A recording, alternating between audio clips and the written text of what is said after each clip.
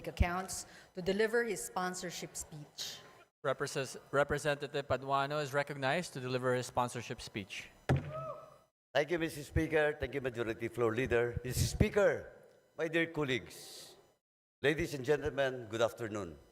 Mr. Speaker, before I proceed, once again, let me remind my co-chair, Chairman Abante and Chairman Dan Fernandez, for not once again following our agreement for not exceeding at least the maximum 10 minutes in their speech. Mr. Speaker, at the outset, I would like to express my gratitude to the leadership for allowing me to be a part of this endeavor, which I believe will greatly contribute to the nation. It is truly a great privilege to serve the country. The Joint Committee has conducted 13 public hearings and has obtained numerous testimonies of witnesses and documentary evidence in the course of its inquiry. After a thorough review of the pertinent information within each possession, the Joint Committee has identified compelling evidence that necessitates prompt and decisive legal action. On the part of the Committee on Public Accounts, this began with this investigation into the anomalous property transactions in Mexico, Pampanga, particularly those involving former Mayor Teddy Tumang and his assistant, Mr. Roy Gomez. It is now still at large because of the contempt order coming from my committee. The name of a certain Eddie Tayang surfaced, who sold land to the municipality of Mexico, Pampanga, at artificially inflated prices. In collusion with the local officials, Mr. Yang purchased agricultural land, then had it reclassified as commercial, industrial, to increase its value despite lacking the necessary legal requirements. To give you an idea, Mr. Speaker, the parcel measures 10,000 square meters as the lot was classified as agricultural at the time Mr. Yang acquisition. Its price per square meter was approximately 300 pesos, consistent with the prevailing rates for agricultural land in the area. With the lot reclassified as industrial, Mr. Yang sold it to the municipality for 29,500,000 pesos or 2,700 pesos per square meter. This is why we investigated this issue and discovered that it has long been a modus operandi within agricultural lands are classified without following the proper process. In our investigation, Mr. Speaker, we summoned Mr. Tayang, and he claimed to be a legitimate businessman and a natural-born Filipino.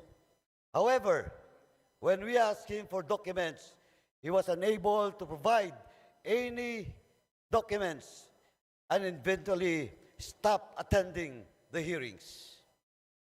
With the assistance of various government agencies, we later discovered that Mr. Yang held a Chinese passport under the name Jia Jingyang. This is where a suspicion began that there are Chinese nationals who falsified their citizenship in order to purchase land and establish businesses in the Philippines. Eventually, we proved that we are not mistaken.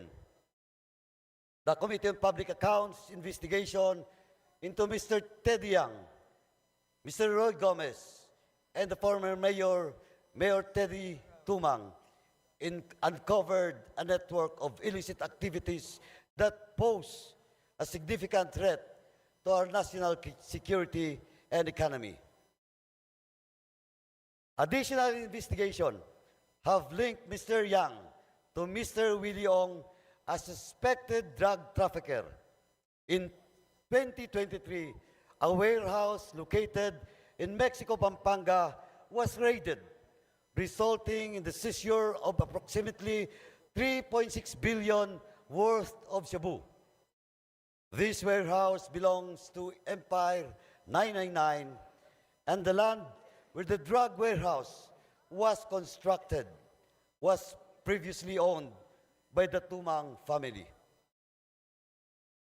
Records from the Land Registration Authority reveal that Ong, Tayang, and Empire 999 have acquired at least 320 land holdings across the country in violation of the constitutional limitation on land ownership.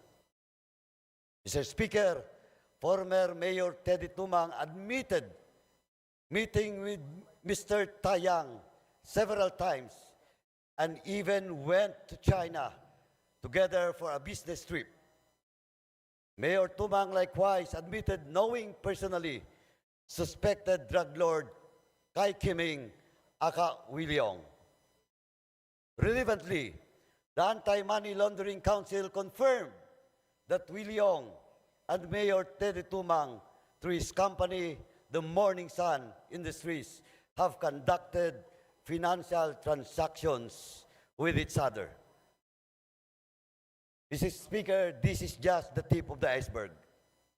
As we have received numerous reports of similar cases happening across the country, the tactic involves falsifying Filipino citizenship to purchase land and establish businesses with these individuals, holding influence over certain local politicians who have sold their integrity to these illegal Chinese nationals.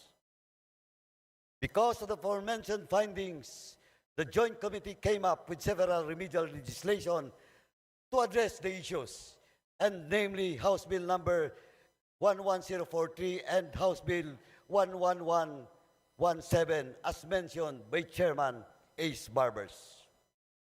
These bills are vital in addressing the growing threat posed by influx of foreign nationals involved in illegal activities, including those connected to the POGO industry and other forms of corruption.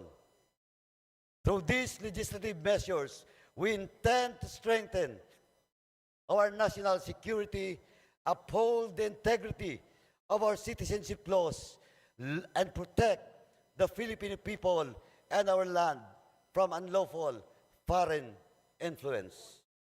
In conclusion, Mr. Speaker, I urge the members of this esteemed body to fully support these measures, and as they offer essential steps towards securing our national sovereignty, protecting our land resources, and ensuring the integrity of our citizenship laws. By enacting these measures, we take a strong stand against exploitation of our systems by foreign nationals and criminals, and we create lasting solutions to safeguard the interests of the Filipino people. Let us work together to protect our sovereignty, uphold justice, and strengthen the rule of law for the benefit of the future generations. Before I end, Mr. Speaker, once again, let me stress, for Chairman Barbers and myself, we are not running anymore in this forthcoming election. Ano po ang para sa amin? This is all about for the love of country, to protect the future generations. Kaya po, ang panawagan, tuloy ang Quadcom, tuloy ang laban. Maraming salamat po.